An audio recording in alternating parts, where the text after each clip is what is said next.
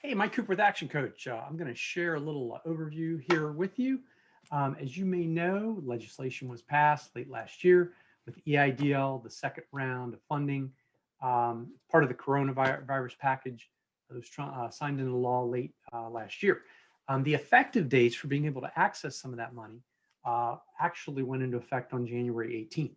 So now's the time to determine whether you're eligible or not. So what I'm doing is a little video here to help you understand the basic steps. I've cut out a lot of the junk that you'll see in a lot of the articles, which are really good, but it's a lot of detail. So I'm just going to hone in on the down and dirty, the 3-4 pieces that you need to know so you can figure out if you're eligible for the EIDL grant portion. So as y'all may recall, last year, the federal government approved coronavirus aid in the forms of PPP loans, EIDL grants, which are basically gifts that could have been anywhere from $1,000 to $10,000. And those are back in play now, the EIDL. The way that this works, if you didn't receive the full $10,000 EIDL grant last time, then you may be eligible to either receive the balance, or if you didn't receive any, you might be eligible for the full 10,000 at this point in time. The same goes for EIDL loans, which are really low interest rate, 30-year loans, which were very helpful to a number of people. So that's what's on the table. There's also other relief information that's in the bill. I'm not really going to focus on that because I really want to focus on the free money aspect of it, because I think that's what people are going to be most interested in and concerned about. So let's talk about who's eligible. Again, it's going to be LLCs, gig employees, 1099s, anybody who has outside income that they can demonstrate is a reasonable, consistent pool. You needed to have been in business as of January 31st of 2020, not this year.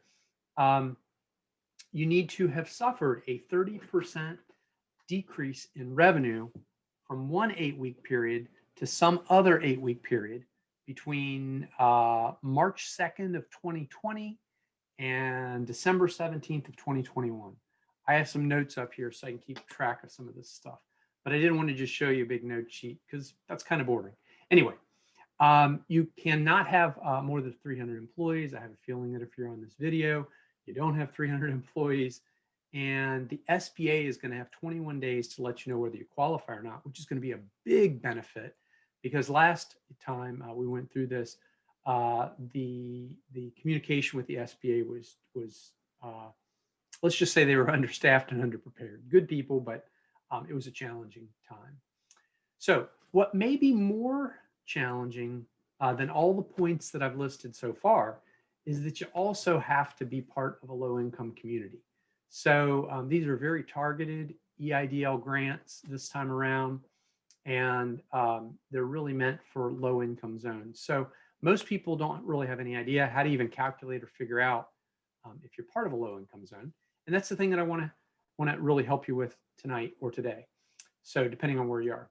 So the way that you figure out if you're in a low-income zone is our country and most jurisdictions are divided up into tracts of 12,500 people. And it's just considered a tract, and then it's part of a bigger tract and a community and a county and an MSA and all that fun stuff.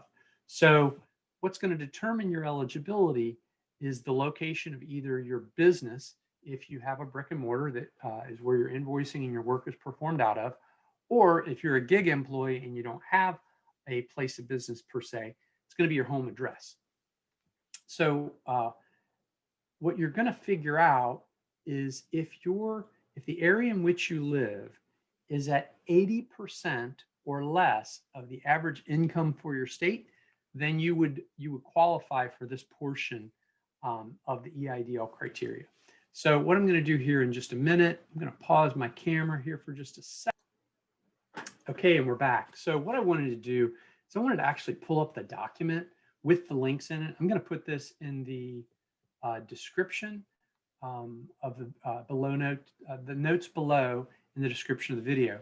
And while you're there, if you wouldn't mind just liking the video, that would help out. That would help me know how many people are actually benefiting from this. If you have any comments you want to add, please do.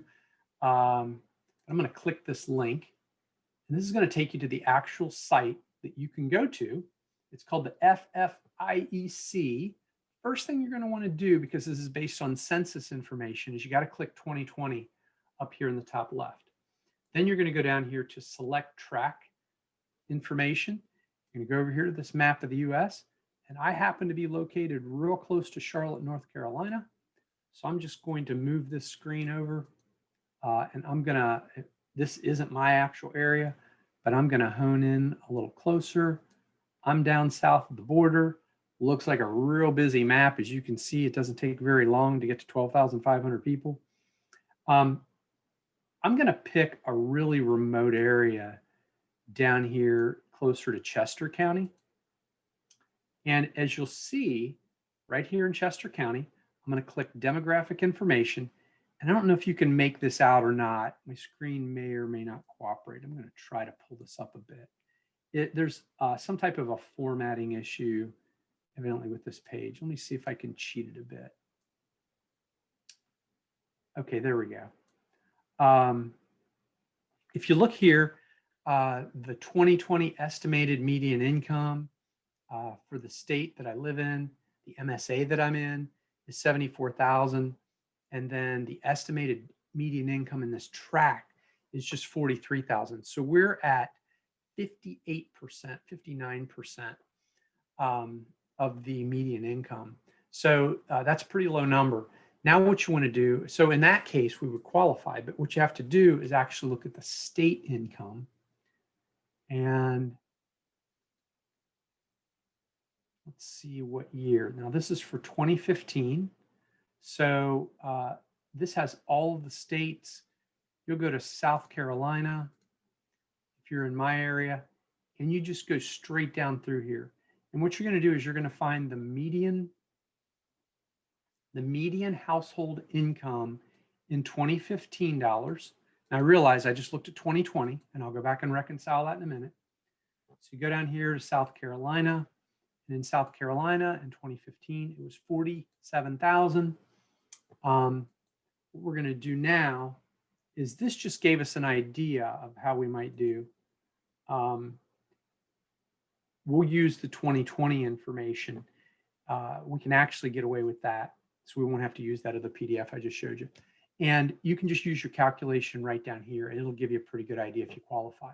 So then once you have, I didn't realize it didn't go back to 2015, but we can just use the 2020 data. It'll be fine. Then the last step that you take is you go to this website, which again, I'm going to include this in the show notes, so to speak. You'll pull up this site, and you'll see here, this is the SBA, or the COVID-19 relief, and this is where you apply for either a loan or for a grant. So when you go into this area and start filling out your information, they've streamlined it quite a bit. You can check a box if in addition to a grant, you want to also apply for a loan. Now, if you've already gotten a loan, remember, you can't get it twice. If you've gotten a grant, but you didn't get the full 10,000 and you qualify, then you can get the balance of the grant here. So you would just push continue and then just walk yourself on through the process. So again, my goal was just to go very 50,000 foot view here and give you just the basic information that you need. And like I said, if this has been helpful, you can reach out to me at mikecooper@actioncoach.com. You can also like the video, and you'll find all the information and details in the show notes. So that's all I have for now, and I hope you found this information helpful. Mike Cooper with Action Coach. Have a great day.